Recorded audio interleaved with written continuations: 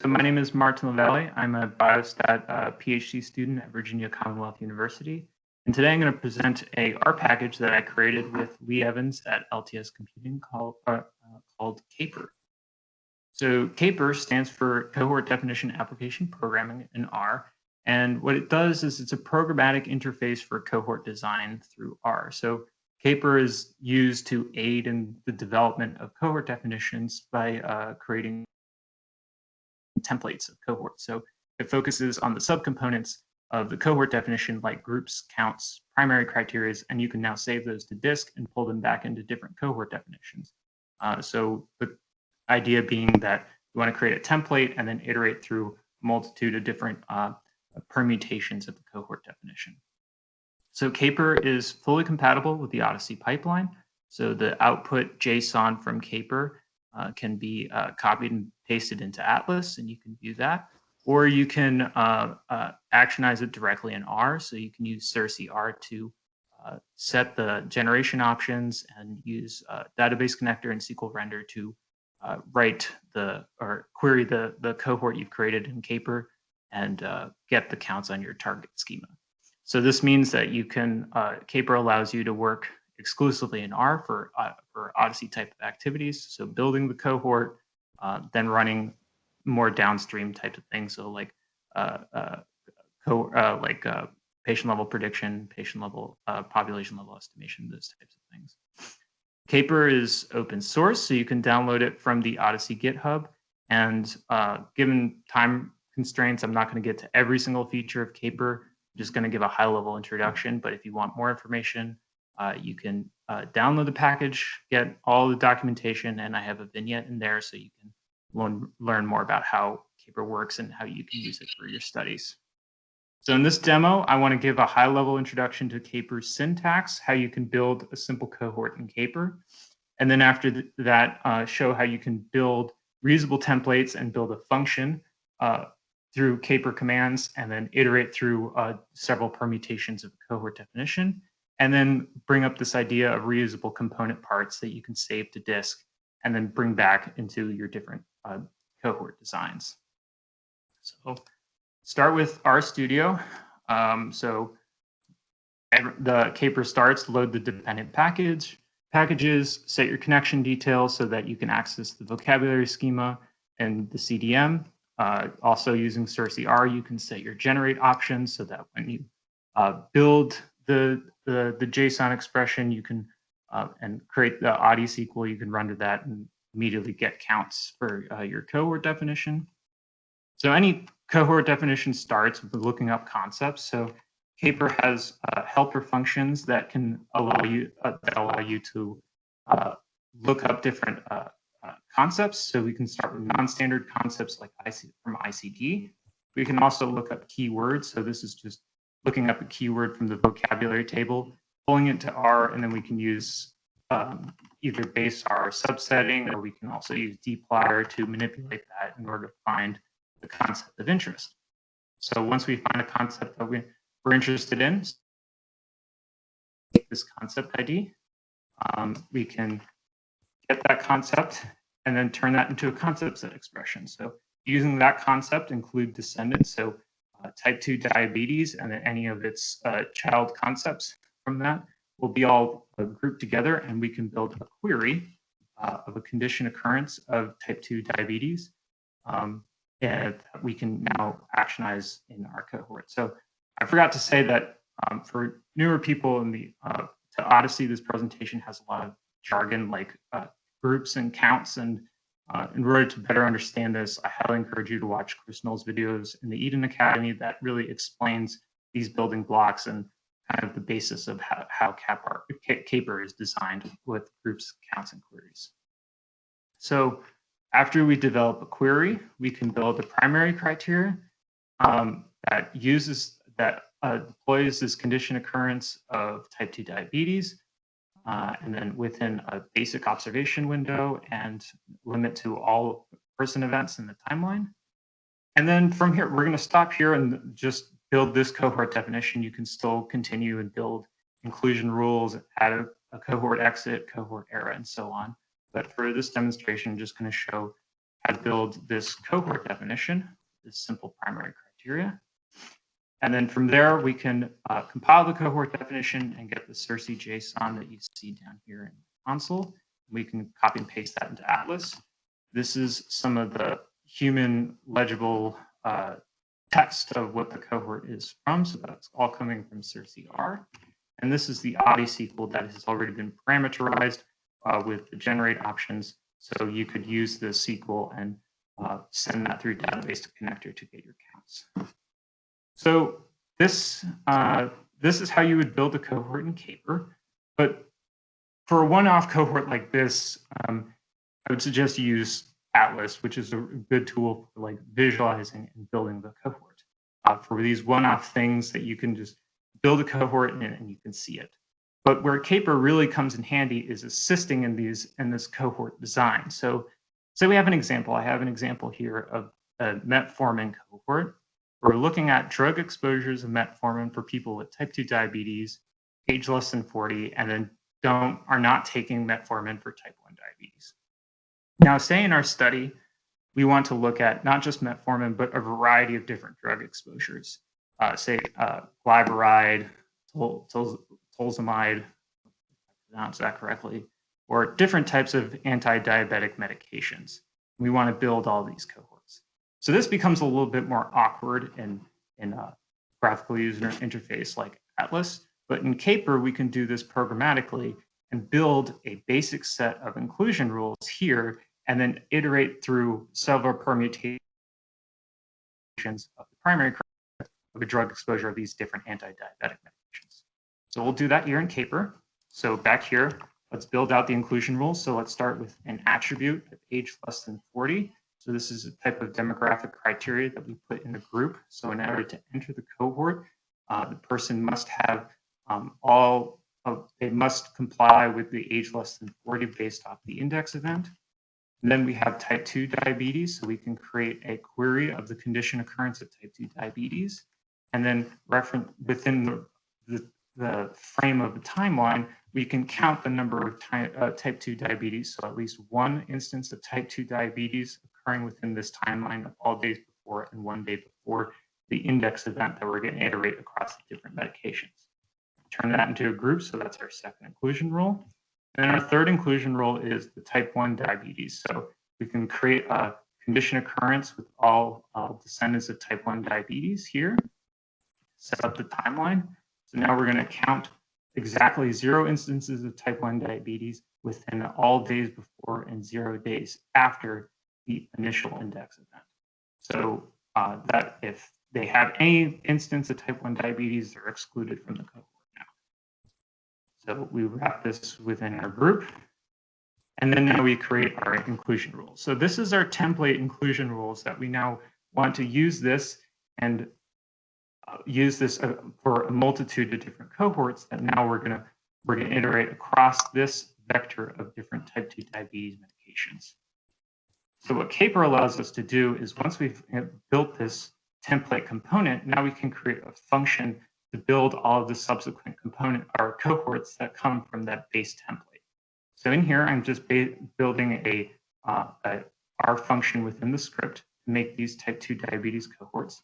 So iterating across the concept IDs that I have listed above, we're going to look up the concept, we're going to name it, then we're going to create a concept set expression with the name, include all the descendants of those drug exposures, so including all the little different ingredients and whatnot. And then we're going to create a query, so drug exposure of all the concepts in the concept set expression. So if there's a hit in the drug table, then we're going to include that. And then we build the primary criteria, so a listing of this query with a basic observation window and limiting it all to all events in the person timeline. So once that primary criteria is built through each iteration, we're just going to include our template inclusion rules. That's now a parameter within this function. And now we can iterate across the different primary criteria and build, instead of one cohort, as I showed, of just metformin, now we can build another 15 of the different primary criteria. So let's build this function. And then we're going to create a save path. So in that save path, we're going to save out our JSON. our objects, and then we're also going to save out some of the parameterized SQL. So once that loop is done, we can open up these JSONs. So let's take this one. So this is for just demonstration. So this cohort definition, I can just go in here and reload that into Atlas. And this will just basically show that now I have the drug exposure of glipizide instead of metformin, but I have these same inclusion rules taking place here. So age less than 40, type 2 diabetes diagnosis, no type 1 diabetes. So this is where Capr can now assist and complement a tool like Atlas for building cohorts. Is now we have a template design that we have based off of the subcomponent or a component part of the cohort, and we can iterate across a multitude of different iterations of a cohort definition. So something that I'm alluding to here in terms of a component part of these inclusion rules, and something that Capr does, is we're targeting really the component part, building out the component part. So in the CIRSI JSON, in here, what it relies on is this internal referencing of the code set ID of 0. So anytime you want to use glipizide within the cohort, it's going to reference that as a code set ID of 0, based off, and this is based off of what you see in the graphical interface. So if I were to separate that piece out, say this glipizide piece outside the cohort just through the CIRSI JSON, that can't really exist in isolation because it relies on that internal referencing from the concept set table within the cohort JSON.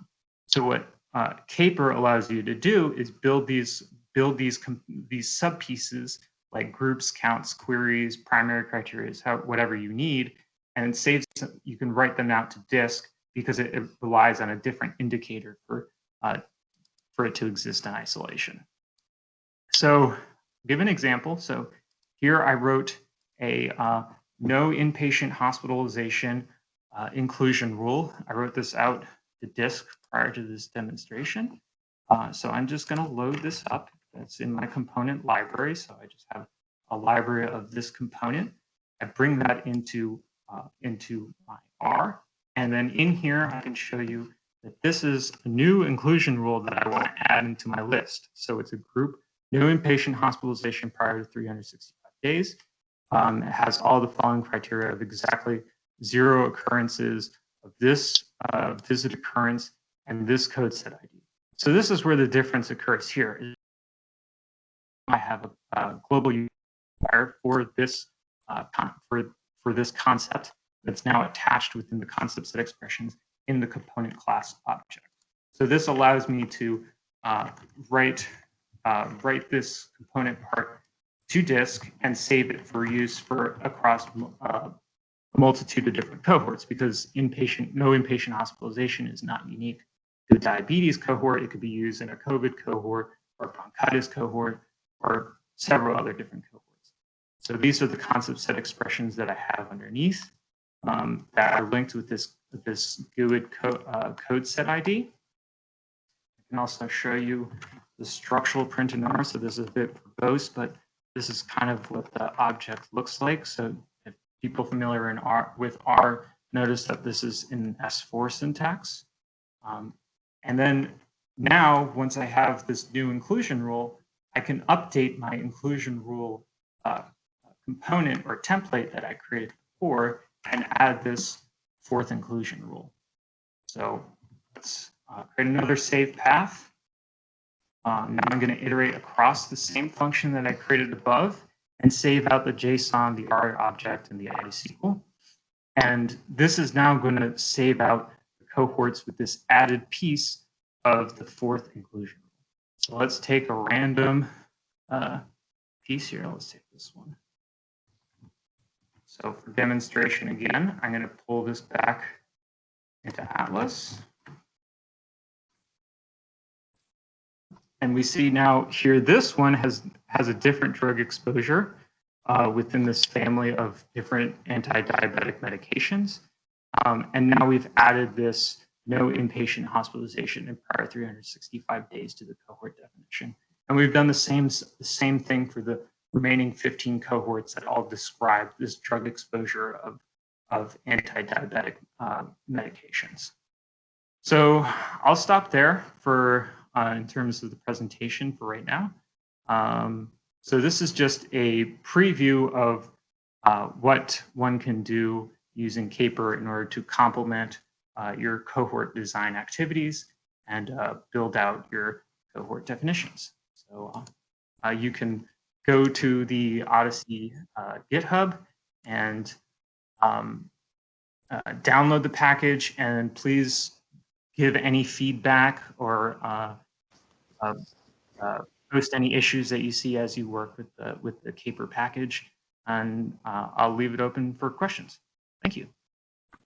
Thanks, Martin. That was great. Both presentations were excellent. I know there was a lot covered, so a reminder that recordings of both presentations will be posted on the community calls page probably by the end of the day, if not by tomorrow morning, so you can go back over any of them. We have 15 minutes, so I'd like to open it up to any questions for either Chris or Martin. Martin, I just wanted to say good job on that presentation, and also just ask a question about, just to maybe further demonstrate the coolness of Capr. If you made 15 cohorts and you had your inclusion criteria for age, for example, let's say there was a design specification change where the age had to change from, say, less than 40 to less than 45. How many changes in your script did you have to make to update all 15 cohorts? So I don't have that example in this script, but basically what you would do is you'd probably make one change to that group of age less than 40, so then make a new group of age less than 45, and then put that into the new inclusion rules set. So it's a one change, and then you put that as your replacement parameter in that script function, and then you build up the other 16 cohorts. Very so nice. That's really the idea, is that you're building component parts in the subdivisions of the cohort definition, as opposed to Atlas and Web API, where the target is the full cohort definition. So now we can work with, well, obviously the full cohort definition is what we're most interested in, but in these sub pieces, we can permute through different possibilities of that larger cohort definition. Excellent. Yep. Yeah, with the one change is really effective. Thank you. I mean, I kind of like having to click 5 times per cohort definition and then doing it 15 times. I mean, I really enjoyed that. I've already made the point. Yeah, it's a great presentation, Martin. Really well done. I want to add, if you guys get a chance, please look at the excellent vignette that Martin has compiled. It has really helped me understand Capr. And I think the Capr is going to contribute really nicely for our OHDSI phenotype library to take our base cohort and then burst it out into multiple subtypes of cohorts, like we just discussed, by age strata, by different criteria, and so on. So it's going to really help us scale this up. Hey, Martin, this is Ajit. Great work. I'm just curious, are you able to then take those 15 cohorts and like push them into an Atlas instance for transparency's sake among your team members? Yeah, so something that hasn't been integrated quite yet within the package, but if it becomes more adopted, is we would want to just do a direct connection with Web API. So Capr will build the R object and then generate that JSON, and then that JSON can be pushed into Web API. So then that's all there. So you can maintain your final cohort definition repository within a single location, but then continue to use R for other instances of it.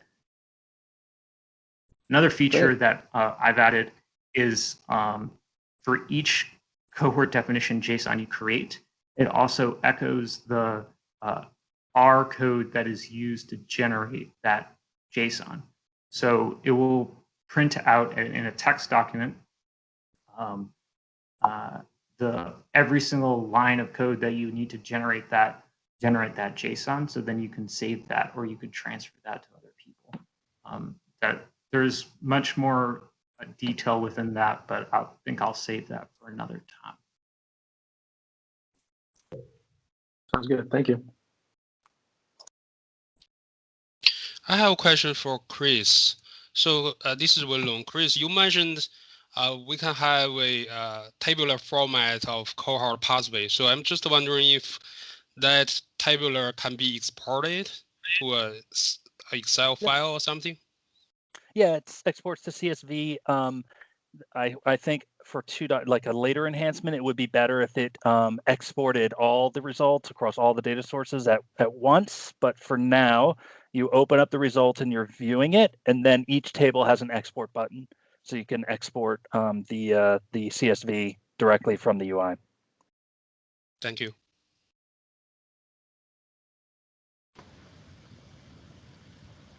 Hey, I have a question for Martin. This is Adam. That was a great presentation and really cool R package. Can you comment on the difference between the universe of cohorts you can define using your package versus the universe of cohorts you can define using Atlas? Are they the same, or is one larger than the other? Thanks, Adam. So the endpoint JSON is the same as in Atlas. So the final cohort definitions is the same between what you generate in Capr compared to Atlas. What Capr expands upon the possibility is now it's more focused on designing the subsections of the cohort definition and fleshing those out. So if I have say a set of adverse events, and they're each going to have the same inclusion rules, they may have a nested criteria that's all the same. So now you can build those sub pieces and then put them all together and permute through various possibilities of the cohort definition with the same header. So you have a template document essentially. So the space, I think, it doesn't change the cohort definition that we get through Atlas or the CIRCE JSON, but it enhances the possibility of building those things faster and going through multiple permutations. Andrew, those are both really great and very exciting things. Chris, I wondered, I was particularly excited by the whole thing, but the ability to select features based on distributions of things just seems like a really important addition to what people are able to do. Can you describe how that's been used so far at J&J and kind of how is it as big as it seems? It seems like a potentially really, really large, useful thing. How's that been socialized and how's it playing out as it's been rolled out there? Inside of the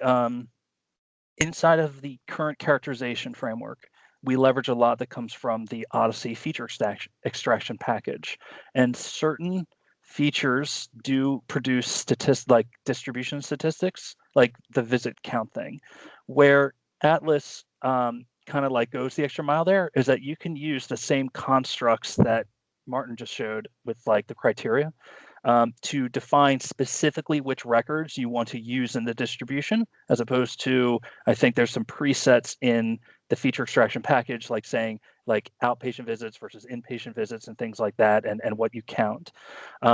So I'll just say there, to a certain extent, some of that function was already there before 2.8, but now with 2.8, it's much greater expanded, that now you can really have a lot more control over it. To answer your question about is it going to be huge or is it used in our own current work? I think I see a lot of I think it's an element of characterization that hasn't been explored as much, where currently characterization usually entails something like prevalence numbers, what is the percentage of people that have this feature within the last year.